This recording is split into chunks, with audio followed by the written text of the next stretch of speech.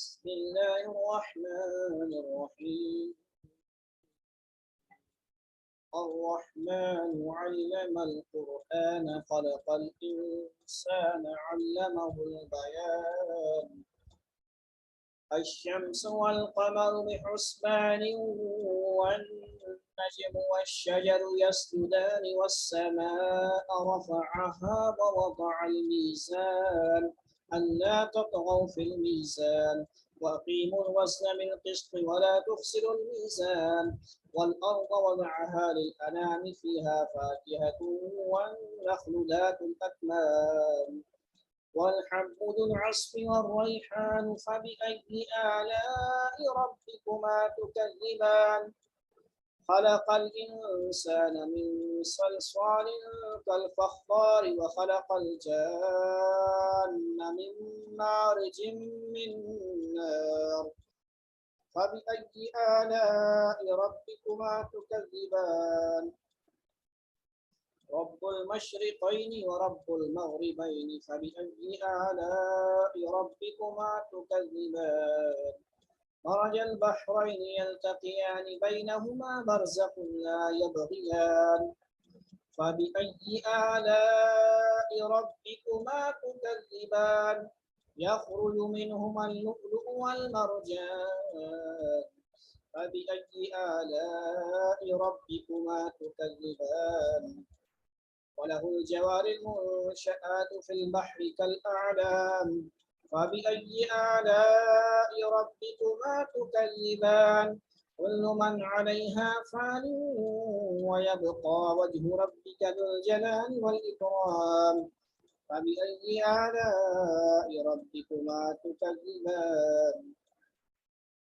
يسأله من في السماوات والأرض كل يوم هو في الشأن فبأي آلاء ربكما تكذبان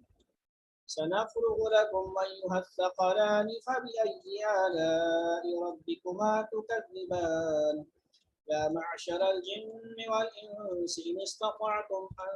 تنفذوا من أقطار السماوات والأرض فانفذوا لا تنفذون إلا بسلطان فبأي آلاء ربكما تكذبان يرسل عليكما شواظ من نار ونحاس فلا تنتصران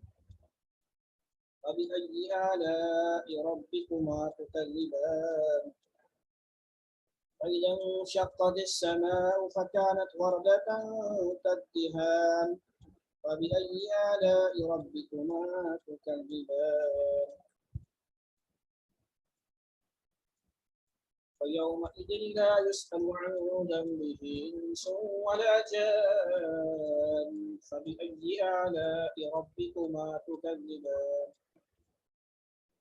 يعرف المجرمون بسيماهم فيؤخذ بالنواصي والأقدام فبأي آلاء ربكما تكذبان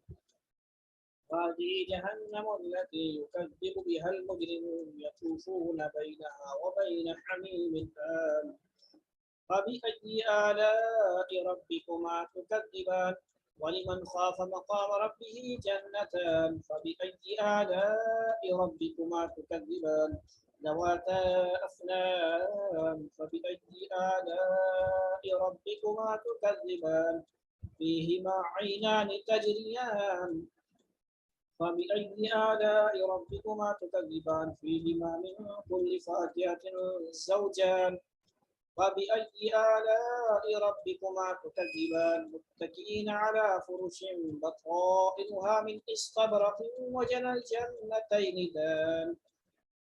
فبأي آلاء ربكما تكذبان فيهن قاصرات الطرف لم يطمثهن إنس قبلهم ولا جان فبأي آلاء ربكما تكذبان كأنهن الياقوت والمرجان فبأي آلاء ربكما تكذبان هل جزاء الإحسان إلا الإحسان فبأي آلاء ربكما تكذبان ومن دونهما جنتان فبأي آلاء ربكما تكذبان مدهامتان